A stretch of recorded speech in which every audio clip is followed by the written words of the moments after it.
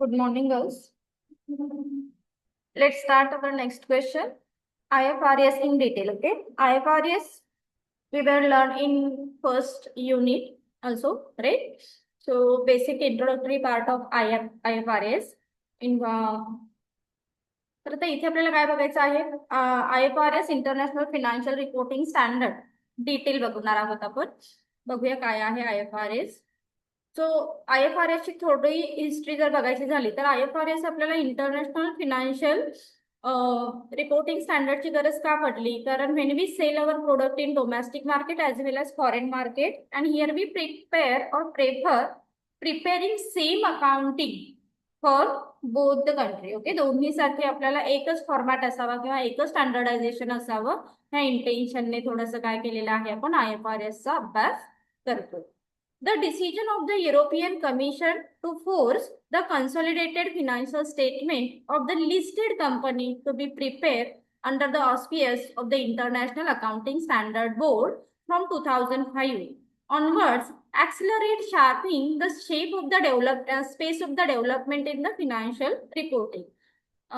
तर कुठेतरी एक फिनान्शियल रिपोर्टिंग जसं मी सांगितलं की प्रत्येक कंपन्या काय करत होत्या आपापल्या वेगवेगळ्या मेथडने अकाउंटिंग हे रेकॉर्ड करत होत्या आणि त्याला कुठेतरी फॉर्मेशन यावं, कन्सोलिडेशन व्हावं याच्यासाठी आपण IFRS चा काय करतोय तर अभ्यास करतोय किंवा IFRS हे रेकॉर्ड केलं जातं. आणि हे कधीपासून केलेलं आहे तर 2005 ऑनवर्ड पासून जास्त डेव्हलप झालेलं आहे असं आपण सांगू शकतो. So develop from 2005 onward. Development in the financial report. The International Accounting Standard Board held in the first official meeting in London in April 2001. तर याची पहिली मीटिंग कुठे झालेली आहे? इंटरनॅशनल अकाउंटिंग स्टँडर्ड बोर्डची पहिली मीटिंग ही लंडन मध्ये झालेली आहे एप्रिल 2001.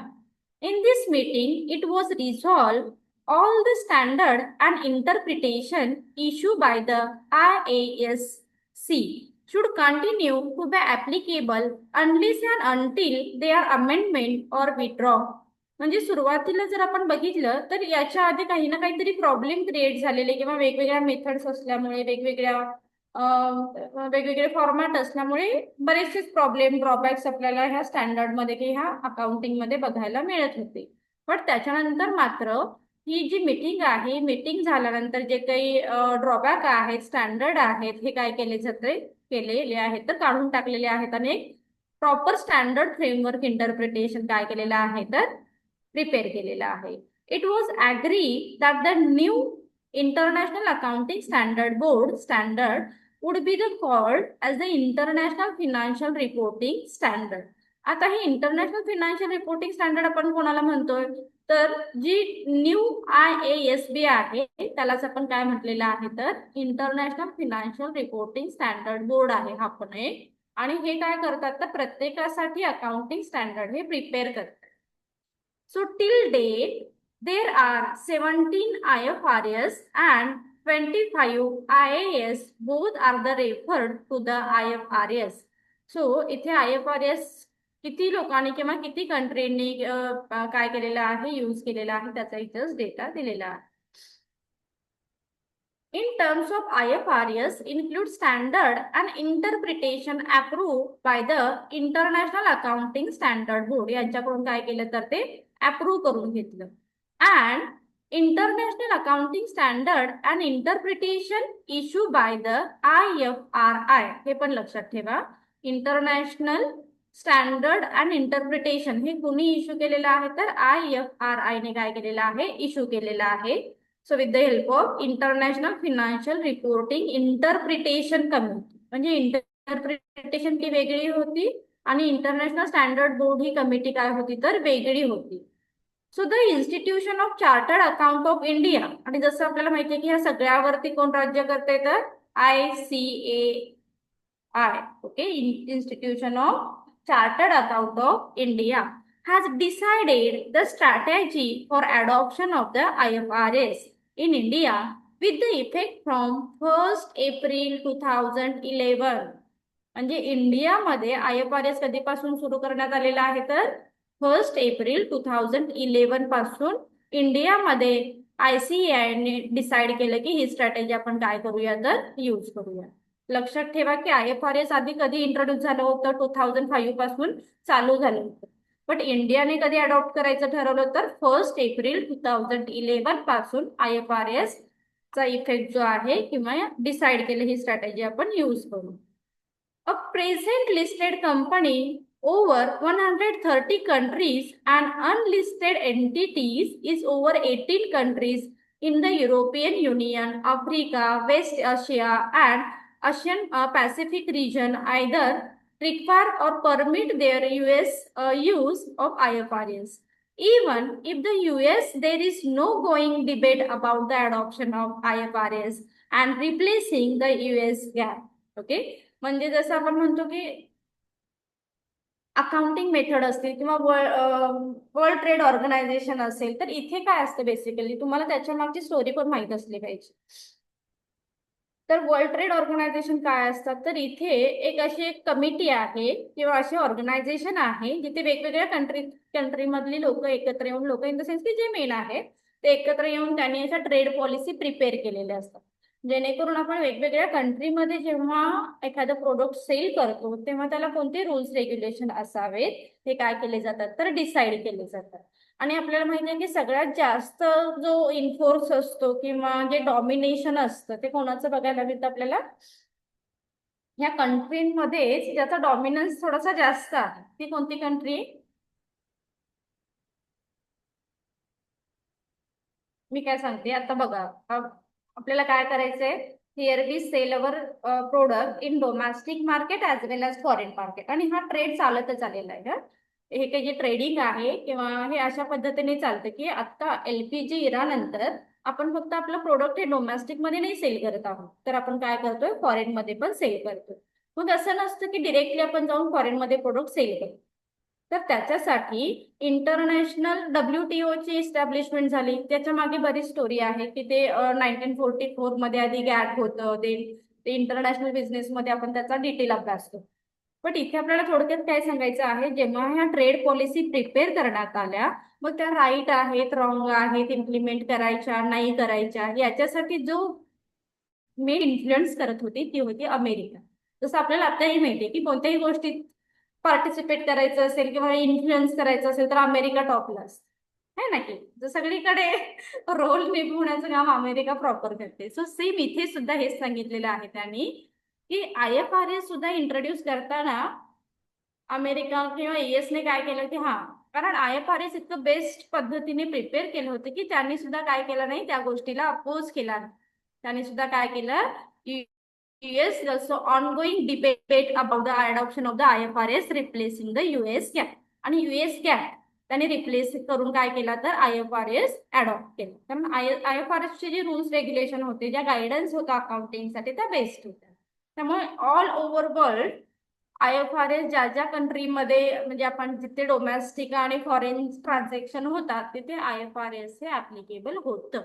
आता IFRS जसं मी सांगितलं की काय आहे, व्हेन वी प्रिपेअर अकाउंटिंग तर त्याला एक स्टँडर्ड असावं, त्याला एक फॉर्मॅट असावा, त्याला एक गाईडलाईन असावी. याच्यासाठी इंटरनॅशनल रिपोर्टिंग फ्रेमवर्क स्टँडर्ड आपण काय करतो तर यूज करतो. लक्षात आलं? So now the international accounting standard board that issue the IFRS and Financial Accounting Standard Board that issue the US GAAP are cooperating and they have long-term project and short-term project to coverage US GAAP into the IFRS. मग यांच्या दोघांच्या संमतीने काय झालं तर कोणते project हे US गॅपच्या under असावे आणि कोणते प्रोजेक्ट हे IFRS च्या अंडर असावे हे कॉपरेशनने त्यांनी काय केलं तर decide. So this is all about story of IFRS. IFRS कधी आलं, कशा पद्धतीने इंट्रोड्यूस झाला, इंडियामध्ये कशा पद्धतीने इंट्रोड्यूस झालं, त्याला कोणी अपोज केलं का, आणि अपोज करण्याच्या मागे मग अमेरिका US काय आहे तर फेमस आहे. त्या पद्धतीने सांगितलं की त्यांनी सुद्धा काय केलं, मग एक पॉलिसी किंवा एक मेथड अडॉप्ट केली ज्याच्यामध्ये US गॅप आणि IFRS या दोघांचा मिळून समावेश आहे. आणि त्यांनी डिसाईड केलं की शॉर्ट टर्म प्रोजेक्ट हे त्याच्यासाठी हे US गॅप असेल, लॉंग टर्म प्रोजेक्टसाठी IFRS असेल, like that. Are you getting? लक्षात आलं का IFRS काय आहे? आता IFRS चे फीचर्स बघा one by one. IFRS is said to be complied with the only if this is the explicit statement of compliance with the IFRS. So थोडक्यात लक्षात ठेवायचं, IFRS मध्ये एक्सप्लिसिट स्टेटमेंट कंप्लायन्स असणार आहे. एक्सप्लिसिट म्हणजे काय आणि इम्प्लिसिट म्हणजे काय. सो थोडक्यात जसं मी सांगितलं की IFRS कधी येऊ शकतो, when we sell our product in domestic market? No. When we sell our product in foreign market and domestic market at the same time, that's why here we focus on IFRS for this. फॉरेनच आहे ना त्याच्यामध्ये, लक्षात आलं. कारण आपण जेव्हा foreign मध्ये product sale करणार आहोत तेव्हा IFRS आपल्याला लागणार. ठीक आहे. सो त्याच्यासाठी त्याला आपण म्हणतो एक्सप्लिसिट स्टेटमेंट किंवा एक्सप्लिसिट ट्रान्झॅक्शन, जे बाहेरच्या कंट्री सोबत आपण करतो. विदिन द कंट्री असतं त्याला implicit. Are you getting? Second, an entity should comply with each IFRS effective at the end of its first IFRS reporting period. जसं आपण सांगतो की फिनान्शियल इयर कसं असतं त्या पद्धतीने IFRS चं सुद्धा रिपोर्टिंग असणार आहे. So an entity should comply with each IFRS effective at the end of the first reporting of the IFRS period. म्हणजे तुम्ही काय केलेलं आहे त्याचा रिपोर्ट करण्यासाठी पण एक स्पेसिफिक पिरियड असणार आहे. जसं फिनान्शियल अकाउंटिंगचा पिरियड पण 1 एप्रिल टू 31 मार्च असतो, त्या पद्धतीने याचं पण एक रिपोर्टिंग पिरियड असणार आहे आणि त्या पद्धतीने तुम्हाला तो रेकॉर्ड करावा लागेल. An entity is to do the specific operating IFRS statement of financial position that the preparing as starting point for the accounting under the IFRS. आता स्टार्टिंग पॉइंट पासून काय येणार आहे तर first, recognize all asset and liabilities which are recognized by the IFRS. तर पहिल्यांदा तुम्हाला काय करायचंय, असेट लायबिलिटी रेकग्नाइज करायची. Second, not recognize item as asset or liability if IFRS do not permit such a recognition. आता IFRS मध्ये कोणत्या गोष्टी रेकग्नाइज करायच्या नाहीये अशी एक लिस्ट असणार आहे, ज्याच्यामध्ये काही असेट असू शकतात, काही लायबिलिटीज असू शकतात. ह्या आपण गोष्टी क्लिअर ठेवू. Then reclassify item that recognize under previous GAAP as per the IFRS. Okay. तर जसं आपण सांगितलं की IFRS च्या आधी काय इंट्रोड्यूस होतं, गॅप. ओके. तर गॅप मध्ये आणि IFRS मध्ये काय डिफरन्स आहे तर त्याचं काय करा, रिक्लासिफिकेशन करा. Reclassify item that is recognised under previous GAAP as per the IFRS. So apply IFRS in measuring all recognized asset and liabilities. आता इथे या गोष्टी मेजर करणार आहेत त्या पहिल्या पॉइंट मध्ये दिलाय तुम्ही, recognise all asset and liability, त्या गोष्टी IFRS मध्ये मेजर केल्या जातात. Fourth, IFRS grant limited exemption from this requirement. आता IFRS मध्ये काही लिमिटेड एक्झम्पशन सुद्धा असणार आहे. IFRS require disclosure that explain how the transaction from previous GAAP to IFRS affected by the entity's reported financial position. Okay. जसं मी सांगितलं की IFRS मध्ये किंवा त्याच्या आधी काय होतं, US GAAP हे सगळीकडे अप्लाय केले जात होतं अकाउंटिंगसाठी. तर US GAAP आणि IFRS मध्ये कोणकोणत्या गोष्टीचा डिफरन्स आहे तो तुम्हाला काय करायचं आहे, रिक्वायर डिस्क्लोज. तो डिस्क्लोज करणं फार महत्वाचं असणार आहे अंडर IFRS.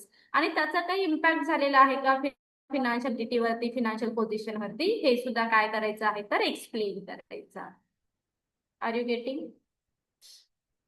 लक्षात आलं का बघा. फर्स्ट तर तुम्हाला काय करा, IFRS प्रिपेअर करताना it classified recognise asset and liability. Okay. Asset and liability recognise करा. देन ज्या गोष्टी रेकग्नाइज केलेल्या नाहीयेत त्याची पण लिस्ट प्रिपेअर करा. That means not recognise item of asset and liability if IFRS do not permit such a recognisation. म्हणजे काही स्पेसिफिक असेट असतील त्याला IFRS सांगते की not necessary for recognisation. Okay. Then again reclassified करा की गॅप मध्ये आणि IFRS मध्ये काय डिफरन्स आहे.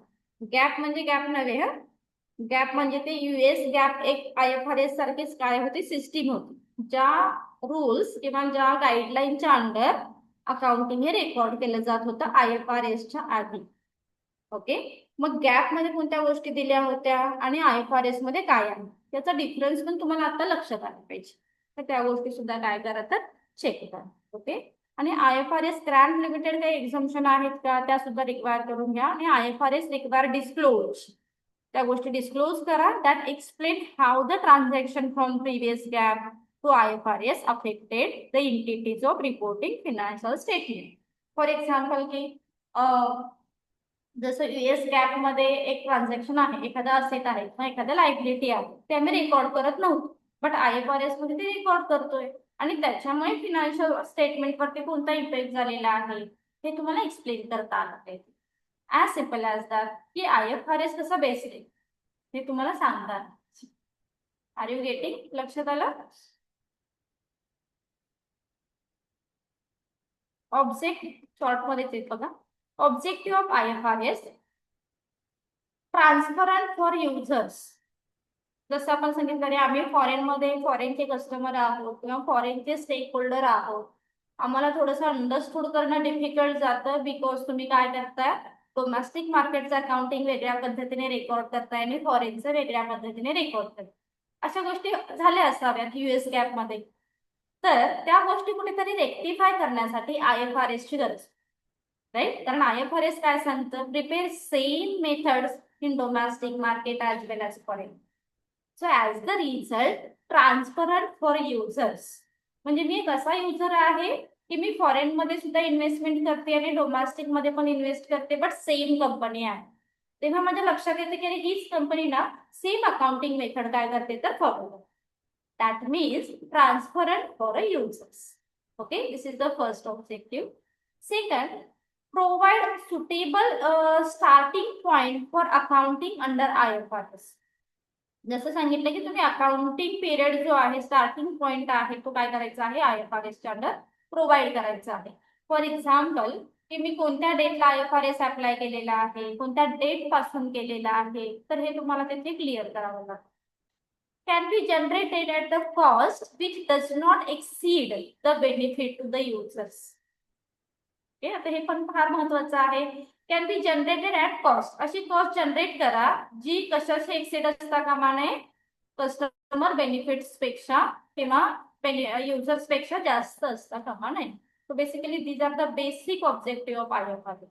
आणि फार काही नाही लक्षात राहिलं तर हे माहित असलं पाहिजे की ट्रान्सपरन्सीसाठी IFRS यूज करणं it's a primary objective. Okay, त्याच्यानंतर we can easily disclose when we apply IFRS, that means starting.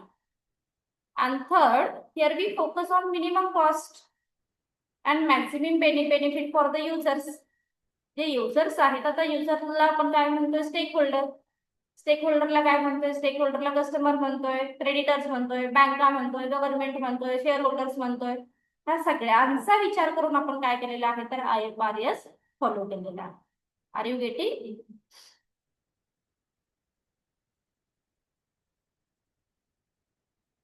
एवढाच संपूया आपण त्या व्हिडिओमध्ये स्कोप. आता IFRS चा स्कोप बघा थोडक्यात.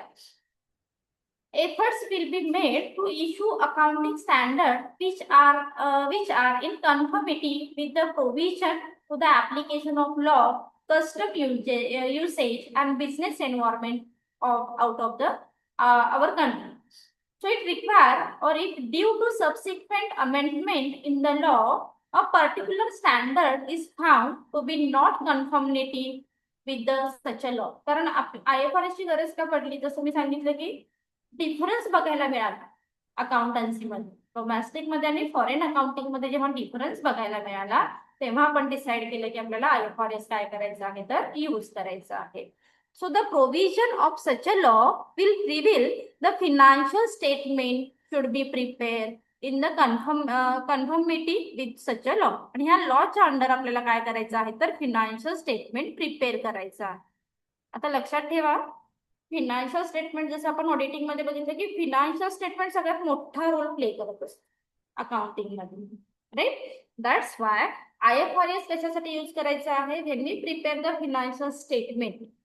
तर तिथे तुमच्या IFRS चे जे रूल्स रेग्युलेशन आहेत, ज्या गाईडलाईन आहेत ते तुम्हाला यूज करणं मॅन्डेटरी असतं.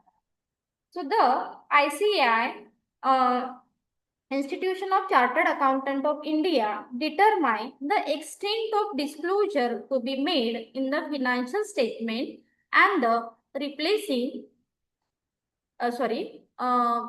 made in the financial statement and the related auditor's report such as a disclosure may be by way in the appropriate notes explaining the treatment of the particular item. कारण IFRS काय सांगतं, तुम्ही IFRS use करताय किंवा त्याचे जे standard use करताय तर कशाशी कोणता स्टँडर्ड तुम्ही अप्लाय केलेला. ओके, कोणतं लेक्चर चालू आहे?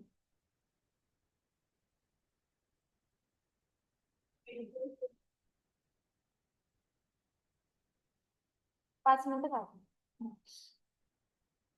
Such notes will be the nature is classified. जसे इंडियन अकाउंटिंग स्टँडर्ड मध्ये पण आहे त्याच पद्धतीने IFRS मध्ये सुद्धा काय केलेलं आहे तर काही गोष्टी डिस्क्लोज करा, क्लासिफाईड करा, अप्रोप्रिएट नोट तयार करा, एक्सप्लेन करा हे सांगितलं जातं. Accounting standard are intended to apply to item which are material. मटेरियलचं मिनिंग काय सांगितलं? Very important item. Important item त्याला मटेरियल वर्डिंग यूज करतोय आपण अकाउंटन्सी मध्ये. मटेरियल म्हणजे मटेरियल नव्हे, एखादी वस्तू नव्हे. Material that means those are very important and which is directly influence on our companies and its account. This is called the material item. Okay, so अशी काही मटेरियल आयटम आहेत का ते काय करा तर अकाउंटिंग स्टँडर्ड नुसार इंटेंडेड करा. The date of the application and the class of the enterprise to which the will apply will be specified by the institution, and however no standard will have the retroactive application unless otherwise stated. तर फार याच्यामध्ये काही सांगायचं नाहीये. Scope मध्ये काय सांगायचं आहे की जसं ऑब्जेक्टिव्ह मध्ये सांगितलं गरज आहे तेव्हा आपण काय केलं अकाउंटिंग स्टँडर्ड फॉलो केलं. म्हणजेच काय तर फॉरेनला जेव्हा आपण ट्रान्झॅक्शन केलेले आहे तेव्हा अकाउंटिंग स्टँडर्ड फॉलो केलं. देन कधीपासून अप्लाय केलेला आहे जेव्हा आपण फॉरेन मध्ये, सपोज आता डोमेस्टिक मध्ये वर्षभर चालू आहे आणि 2-3 महिने फक्त फॉरेन मध्ये गेले तर तेव्हापासून IFRS अप्लाय केला ते आपण डिस्क्लोज करू शकतो. ओके, आणि कशासाठी करू शकतो? इम्पॉर्टंट मटेरियल आयटम साठी करू शकतो. हे एक आपल्याला स्कोप मध्ये सांगायचं आहे. ऍज वेल ऍज इथे आपण प्रत्येक गोष्टी डिस्क्लोज केलेल्या आहेत ऍज पर दी स्टँडर्ड. कारण जसं आता पुढे बघितलं आपण एक लिस्ट बघणार आहोत त्याच्यामध्ये 32 स्टँडर्ड आहेत Indian accounting standard. Foreign accounting standard वेगळे आहेत. तर सगळेच इम्प्लिमेंट करायची गरज नाही. जे तुमच्या बिझनेससाठी रिक्वायर आहे त्या पद्धतीने आपण ते काय करणार आहोत तर यूज करा. आलं लक्षात? काय काय बघितलं बघा आपण. First, introductory part of IFRS. Okay, की IFRS कधी इंट्रोड्यूस झाला होता, कधीपासून? 2005 पासून ऑनवर्ड झाला. बट इंडियामध्ये कधी इम्प्लिमेंट केला? व्हेरी गुड, 1 एप्रिल 2011 पासून काय केलेलं आहे तर इम्प्लिमेंट केलं. काय इम्प्लिमेंट करतो आपण IFRS? that means same formation of the domestic transaction and foreign transaction, and it is main intention to the maintain transparency, and it is very useful for the stakeholder. हे stakeholder साठी ते महत्वाचं असलं पाहिजे. त्याच्यासाठी आपण IFRS काय करतो बघतो. तर इंट्रोडक्टरी पार्ट, फीचर्स, ऑब्जेक्टिव्ह आणि स्कोप. ओके, हे आपण आजच्या लेक्चर मध्ये बघितलेले आहे. थांबूया आपण इथेच. We will continue next concept in next lecture. Thank you.